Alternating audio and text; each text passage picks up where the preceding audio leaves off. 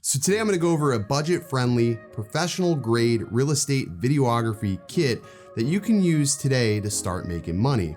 I think there is a long-standing misconception that you need top gear to make money. Well, that doesn't fit well, and this kit comes in under $3K. So let's get into it.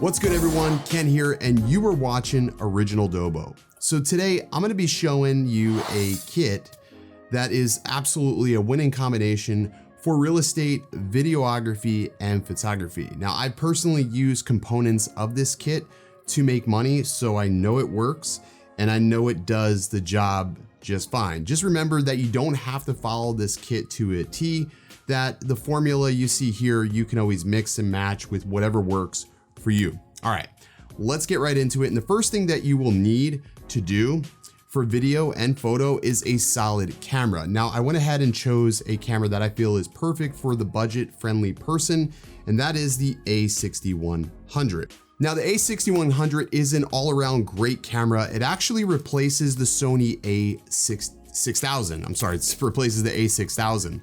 It has all the necessary components needed to do video and photo. It has autofocus. It has all the great exposure modes that you need to be able to take great photos. It also is capable of being dual purpose in shooting video as well, as it does offer 4K up to 30 frames per second, which is really important.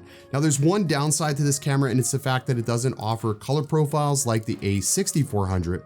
But for somebody who's new into photography or videography, that may not be a problem. Now, personally, I shoot all of my videos at 1080p, 60 frames per second, just to give myself a little bit more wiggle room. And this thing definitely gets it done. It's small, it's compact, and yeah. So pair this with a decent lens, and the lens that I would recommend for this kit would be the Rokinon 12mm f2. Now, why the Rokinon 12mm f2? Well, it's a very wide lens. It's also very durable. It's fast and bright. With that f2 aperture, it's going to allow you to get more light into your sensor.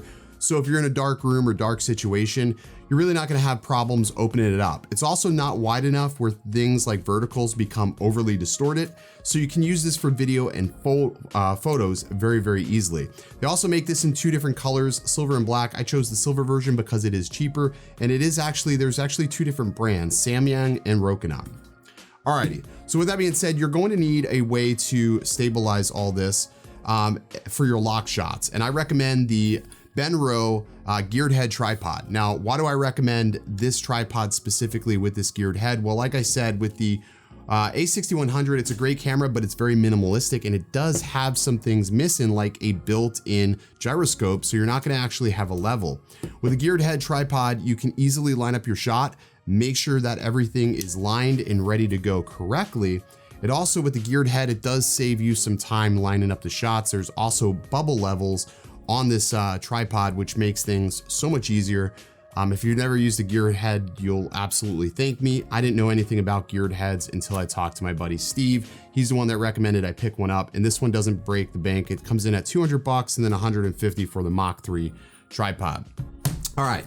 So you'll also need to make sure that if you are doing aerial photography, that you do have a good drone in mind. I choose the Autel Evo simply because it shoots 4K 60. Again, gives me a little bit more room in post. It also has a wider lens at 90-degree field of view on this particular camera, which really opens up a shot. It means that I don't have to fly as high to capture the entire property. The other thing that's really nice about this is that I don't have to deal with authorizations. One of the biggest things, the biggest nags with DJI products is the fact that I constantly get locked out of certain environments. That's the reason why I use so many different drones when I do homes, because if I get in an airspace where I can get instant approval with Kitty Hawk, well, then I still have to battle through DJI software to be able to unlock and fly.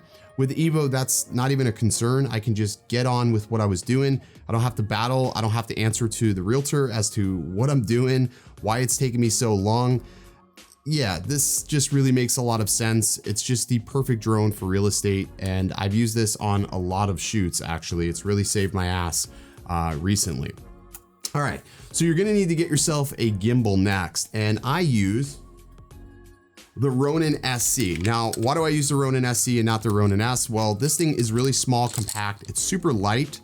I can't say enough good things about the Ronin SC. It comes apart so easily. I love how this thing comes apart, as I say it. So you got the battery, and then you've got the main component here. Once it's all butted up together, it's a very small package. I actually took this with me to CES out of Vegas, and I think it did great, actually.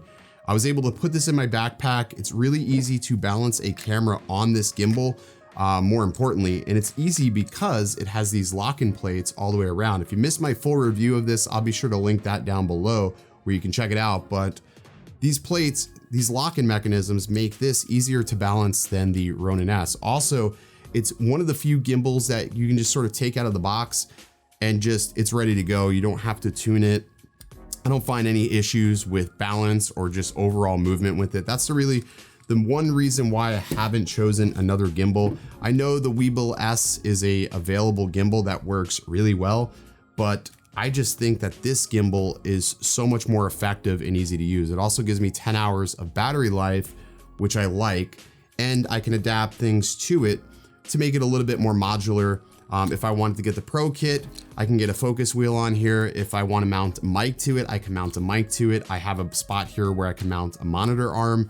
So there's a lot of things you can do with this gimbal that other gimbals just really don't offer you. Also, it's built like a tank. Even though it's nowhere near the quality of the Ronin S, the Ronin SC is definitely built like a tank. So definitely a solid gimbal for the price. You can find these for like 379 bucks, which is absolutely a steal. Okay, so some of the things that you may need as you're going through building a kit out for real estate is possibly a flash. Now, this is one area where I really didn't invest a lot of money in. I just picked up a TT600, which is a Godox flash, and this one is not even actually for a Sony camera. And the only reason why I didn't get this one specifically for Sony is because on the Sony flashes, they have like this little plastic around the side, and I would keep breaking that. So this one is actually a universal flash, so it's not actually designed for the Sony hot shoe, but if you see, I can slide it in here. It works just fine. It's absolutely no problem. It looks a little funky, but most of the time I actually use a remote trigger for my Sony camera to be able to pop this off. So I'll actually have a remote trigger on top of here, and I'll hold my flash out wherever I need it to be off of the camera. So that way I can illuminate a room or possibly a window so I can get my nice window pulls. It all depends, but my main camera that I have been using is the A6100 for photos. I think it's just great, and it's a camera that, you know, if I break it by accident, I'm not out a whole lot of money. Something you will need to invest in is a trigger system for this. I recommend getting one that plugs into the USB port or even the microphone jack. They have ports that work just like that as well. They were like $6 or $7. But all in all, this entire kit that I priced out here today is about $2,700. Now you may be thinking to yourself like, oh my gosh, that's a lot of money. And that's exactly what I thought when I started buying everything to start doing this. And again, you may have a drone. So if you already have a drone, you can just sort of take that off the table and forget about that. But the reason why I'm talking to you guys in form of camera and everything else is to be able to be successful with real estate, you have to be a one-stop shop. Realtors don't want to just use you for aerial photography. If they can just have one person come out and do the work, it's one less call they have to make. Again, they aren't people that like to waste a lot of time because time is money to them. So again, the easier you can make it, the better off you'll be. So that's the reason why I'm talking about cameras and drones as well, combining it all as one. That's what really boosted my business. So $2,700. So what would you need to do to pay all this off? Well, if you want to be bare minimal, you just need to do $150 a shoot. 4 shoots a month, you'll have all this paid off and profit $500 in 5 months time. Again, that's just on the bare minimum side of life. That's not any video or anything like that. That's just basically doing photos for a realtor at $150 a pop. 5 months, you can have all this paid off. And it's a really minimalistic kit that can keep on giving. And if you just put a little bit of time and effort into any of this, you can make a pretty good amount of money. There's definitely a lot to learn, and you'll screw up some shoots, but as you get better, this gear will start to expand and you'll improve things, and you may replace things or outgrow things, but I think this is more than enough to be able to get into the business and to do it successfully. But anyways, I hope you guys learned something with this video today. I really enjoy talking about real estate photography because I love it. I find it to be an art. It's really fun, and I wish I can do it full time, but you know, need insurance and stuff like that, right? But if you got anything out of this video and you want to see more videos just like this, let me know in the comments below. If you haven't already, drop this video a like if you did take something away from it. And if you haven't yet, subscribe to the channel. I try to put out new videos every single week. I'm really trying for 3 videos a week. So you're going to want to be here to be updated. So hit that subscribe button if you already haven't. But yeah, good luck. And if you have any questions, you're more than welcome to email me. My email is on the channel. It's info@originaldobo.com. More than happy to give you any and all advice, answer any questions about this kit if you're just getting into the business. But that's going to do it. As always, guys, stay original.